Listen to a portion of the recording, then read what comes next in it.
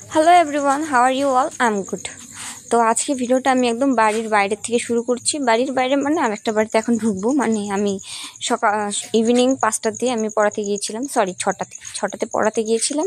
তো আমি এসে পড়েছি গেট ওপেন করে। তো যাই হোক, এখানে আমার স্টুডেন্ট শুনেছি এসে যে তাই সে নাকি পড়তে বসে গিয়েছিল অলরেডি। তো বাথরুমে গিয়েছিল, তো এখানে আমাকে দেখে ও হাসে।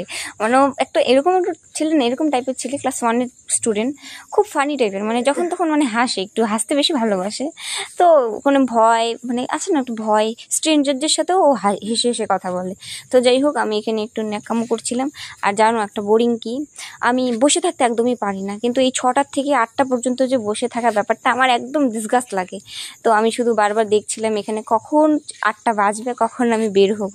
2 ঘন্টা, আমার মতো মেয়ে যে 2 ঘন্টা এক জায়গায় স্থিরভাবে বসে থাকে, ও মাই গড, খুব মানে ক্রিটিক্যাল সিচুয়েশন এটা। সো যাই হোক, ওকে আমি লিখতে দিয়েছিলাম, লিখতে দিয়েও লিখছিল। আমি কিন্তু ভিডিওটা অনেকটা চাপে করেছি, মানে আমি কিন্তু ওপেনলি ফোন মানে পড়াতে গিয়ে ফোন একদম বন্ধ থাকে আমার। মানে আজকে ফার্স্ট করেছি পড়ানো, আমার অনেক দিনের পড়ানো, কিন্তু আমি আজকে ফার্স্ট সাহস করে মানে করেছি ভিডিওটা। তো যাই হোক, ওকে আমি লিখতে দিয়েছিলাম, এখন ও অঙ্ক কাউন্ট করছে।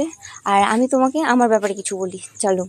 আজকে ছিল আমার ফিলোসফি এক্সাম, উইদাউট প্রিপারেশন গিয়েছি। তো তোমরা গেস করো না আমার এক্সাম কেমন হতে পারে। তো নিজের এক্সাম যেমনই হোক না কেন, আমার কিন্তু বারবার ঘুরে ফিরে ওই ঘড়ির দিকেই নজর যাচ্ছে, কখন 8টা বাজবে, কখন 8টা বাজবে। আর আমি একটু পর পর শুধু ফোন ঘাঁটছি।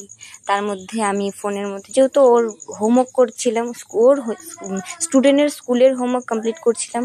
তো আমি এসের জন্য একটু এসে করে মানে ফোনের ফটো নিয়েছিলাম। তারপরে টিউশন ছুটি দিয়ে পরে আমাকে দিয়ে দিচ্ছিল চা। তো চাটা খেয়ে, আমি চা খাচ্ছিলাম আর ও খাচ্ছিল ওদিকে বিস্কিট। তো চাটা খেয়ে কাপটা ভাবলাম আমি দিয়ে আসি কিচেনে। তো যেহেতু ম্যাম মানে ওর মা, আমার স্টুডেন্টের মা ছিল আমারই ম্যাম, তো ম্যামকে দিয়ে আমি ওকে টাটা করে ওদের বাড়ি থেকে বেরিয়ে পড়েছিলাম।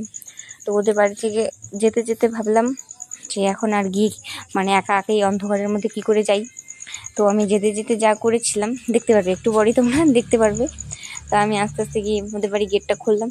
প্রচুর অন্ধকার গাইস, প্রচুর অন্ধকার, কিন্তু এখন গিয়ে একটু লাইটের আলো পাবো। তো আমি আমার ফিলোসফির ব্যাপারে কিছু বলি। আমার কোনো আইডিয়াই ছিল না কি হবে না হবে। আমি কালকে কোনো প্রিপারেশন নিইনি, আজকে সকালে কোনো প্রিপারেশন নিইনি, উইদাউট প্রিপারেশন গিয়েছিলাম এক্সাম দিতে। তো যাই হোক, আমি গিয়েছিলাম এই অন্ধকারের মধ্যে, ফোনের ফ্ল্যাশটাও জ্বালাবো। তো একা একা যাচ্ছি, তাই একটু ফোন করে নিয়েছিলাম আমার ওনাকে। তো যাই হোক, নট আনসারিং, দেখতেই পাচ্ছ। তো যাই হোক, আমি তো এখনই বাড়িতে যাব না।